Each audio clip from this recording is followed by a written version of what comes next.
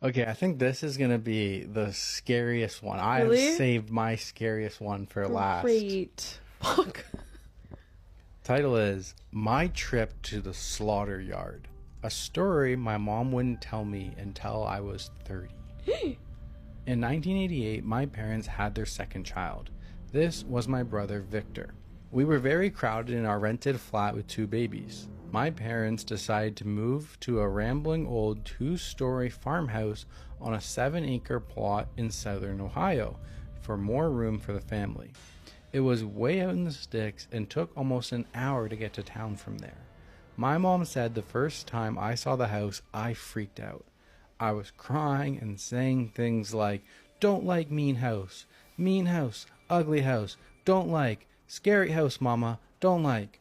My mom says this behavior was very out of character for me, but I stopped complaining about the house after a few weeks, so she chalked it up to the stress of the move. Now, this house was ramshackle AF and in the middle of nowhere. The kitchen was to the far rear of the house, and until recently before we moved in, still had a working ancient wood-burning cooking stove against the back wall. This had caught the back of the wall on fire a couple of months before we moved in and caused a lot of damage. A lot of this damage wasn't fixed, so my young, broke parents got a very cheap rent agreement. Gotta love the 80s. On the second floor, directly above the kitchen, was a locked room. The landlord claimed it had heavy fire damage, but her son, who had done the repairs, claimed the only fire damage left was in the kitchen since it had been the worst and was beyond his skill level to fix. Either way, the landlord was adamant that the room was off limits, and my parents always respected that. If it was me, I would have looked, 100%, lol. I know all of this because I heard about the crappy farmhouse with the creepy door my whole life, and there were pictures of us in and around the farmhouse. The locked door was right next to the upstairs landing, so there was no avoiding it, and both my parents have told me it gave them the creeps. A few months after we moved in, my mother and I were in the yard with our pit/Doberman mix, Boss. She was hanging the laundry and I was rolling around with the dog. She said that just as she noticed that everything was way too silent, Boss started going apeshit from surprisingly far away. Around 500 yards from that house on the left, there was a small duck pond. Boss was in between the two, running towards my mom, then turning and running back towards the pond, barking frantically the whole time. My mom saw something thrashing around in the middle of the pond. She took off towards the water full speed.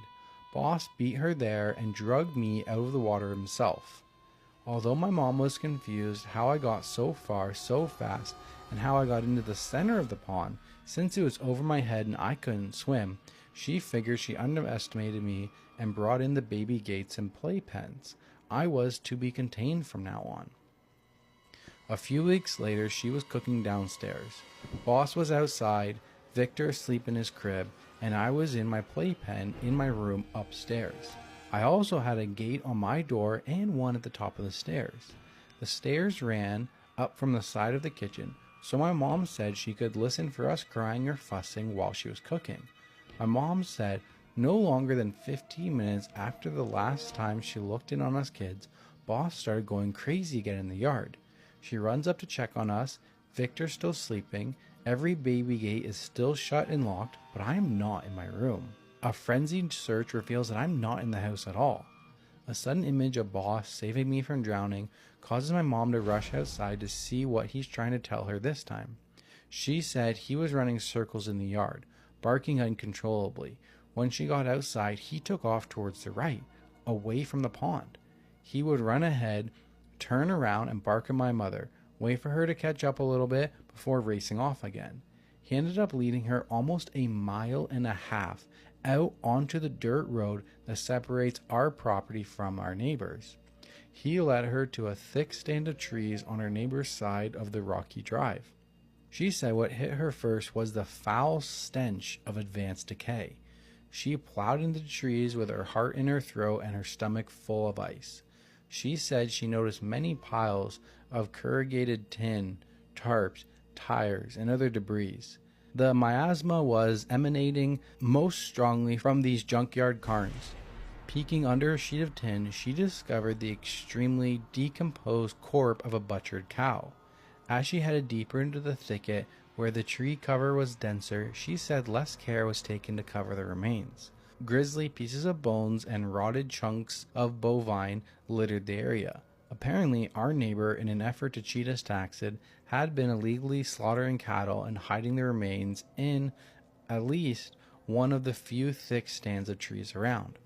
She found me in the dead center of this thicket, just standing there, looking around like I was confused, surrounded by carnage. She said I didn't seem scared or anything. I was just standing there. She rushed over to me, after ascertaining that I was not injured, began questioning me on why I was there, how I got there, etc. Keep in mind that although my mother said I started speaking very young, I still didn't have very much vocabulary.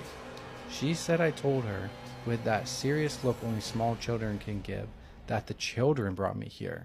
What the Shitting her pants at the thought that anyone, even children, could walk straight past her through the kitchen, get me from upstairs, and walk right back past her on the way down and out with me, she demanded to know what children and where the hell they are now. I looked at her dead serious and told her the ones that live with us in the room at the top of the stairs, and that I didn't see them anymore. After a moment of stunned silence, she started asking all kinds of questions about these children. However, she told me that I refused to say anything else. She said as long as she questioned about what happened, I would just stand there staring at her with a serious expression and my mouth closed. She said this same pattern held true every other time she brought it up to me, so she was always left wondering and immediately began hounding my dad about moving closer to town. While the incident with me getting into the pond was highly unlikely, it was at least remotely possible. My mother is adamant that me being in the hidden slaughter yard that day was flat impossible. She says there's no way I could have known it was out there, much less have the ability to open and relock the baby gates, get downstairs, past her, and end up almost 2 miles down the road in this place in under 15 minutes. I was only 2, and as slow and clumsy as most toddlers. As I said, she is still shaken by it 30 years later. Personally, I have no idea what happened that day. I've thought about hypnosis, but I haven't yet decided I really want to remember. Maybe it's better to let it be a mystery, because whatever the fuck those things were, I really don't think they were children. Hey man, the asshole we're telling my husband he and his mother ruined our wedding day for me. Whoa. Wacky. I, 35, female, got married to my husband, male, 41, recently. Neither of us liked the spotlight, so we agreed on a small event. The only thing I was firm about was I didn't want photos. My self-esteem is in the toilet. Okay. In the last 18 months, I have put on weight. I am not looking to make excuses, but here are some reasons why. 1. In the past 18 months, I've lost both parents and my grandmother. I've lost 2 jobs and had a miscarriage. Jesus Christ. Let's keep this shit in mind, because apparently this went over a lot of Redditors' heads. Oh, God. They were just no. like, they heard all that and they were like, beep. Uh-huh. Yeah, we're both sick and we're able to read this. Woman, YTA. Like, that's what they thought. Depression Okay. has hit me hard at times and I have been comfort eating. I was put on a new medication and weight gain is a side effect. About a year ago, I broke my left ankle badly. I've had 3 surgeries to date. The last one was 10 days before the wedding. I can't walk without pain. I really didn't want photos that would remind me of the fact I am now fat. A few weeks before the wedding, my mother-in-law is talking about going to a local beauty spot for photos. I said no thank you and that yes, I am being serious. My husband hears this and later that night I say again, I really don't want photos, and he says that is fine with him. Week before the wedding, I am having the same conversation with my mother-in-law and my husband. Day of the wedding, my father-in-law and mother-in-law pick us up. I am no longer able to drive as I can't move my ankle. We get the whole legal shindig done, and as we are going back to the car, mother-in-law again says, let's go to the beauty spot for photos. I again say no, but she tells father-in-law to drive there, and my husband just sits there. I know I gave him the look, but total silence. Long story short, the photos are taken, we head back. In the car driving home, my mother-in-law starts showing me the photos, and I hate myself in them. I look like a pile of fat shit. I look ridiculous in a dress with a medical boot, and I can't stop the tears rolling down my cheeks. This upsets my mother-in-law, and there is an atmosphere the whole rest of the day. I really tried to move on, but I had to get out of that stupid dress, and all I really just wanted was to hide away. Privately, I told my husband him and his mother ruined our wedding day for me because all I can think of is those pictures. He said he didn't realize I was so serious about no photos, even though she said, yes, I am serious, and she talked about it 3 times. Yeah, you said it. I think once you get past saying it like 3 times, I think it's pretty fucking serious. I think the first time, maybe. I think the first time, honestly, fair enough. Call me crazy. No, you're right. That should be the first one, yeah. But maybe take her serious the first time she fucking says something. That's fair. So serious about no photos and that it's only for his mom to keep, and he thinks I look beautiful. I told him that not 30 minutes into our marriage, he totally let me down, and I don't know if I'm beyond hurt or furious. He said I was being ridiculous, and that I let him down by making such a fuss over a normal part of weddings.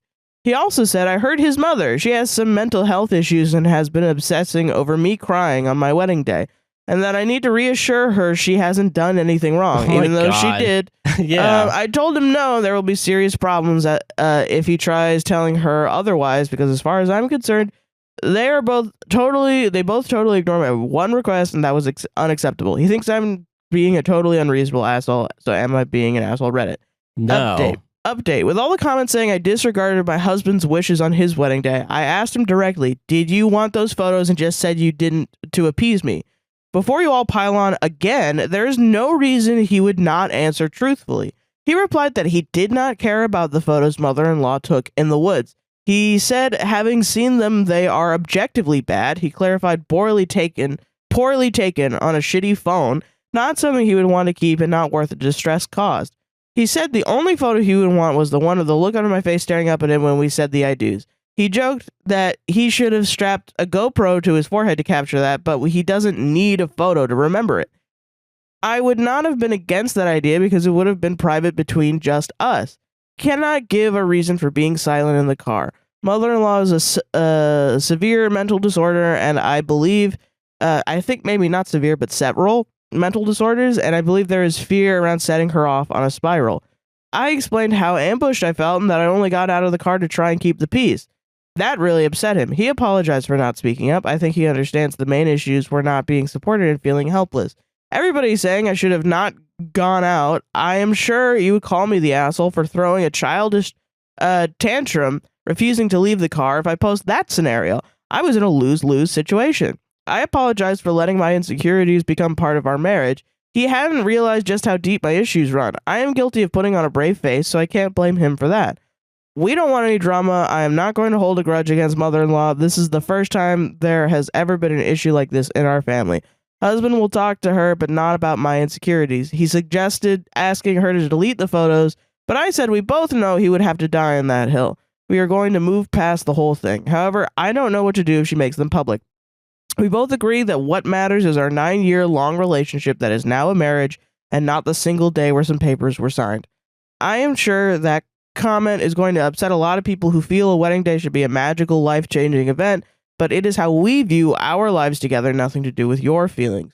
I wouldn't put our relationship marriage on hold because times are tough, so why would I put this one day off? We are not American, and marriage is not such a big deal here. Many couples never marry, and that is very normal. Since before everything happened, our main reason for getting married was so I could legally use his protected surname. This is why we just went to the registry office and it was 8 people in attendance. I apologize for my fatphobic language. Growing up in the 90s with a mother with an ED has clearly had an effect on how I view bodies and need to work on that. I have had counseling for feelings around my loss of mobility, which has naturally touched on the other issues in my life, but I'm going to speak to my doctor about more specialized grief counseling going forward.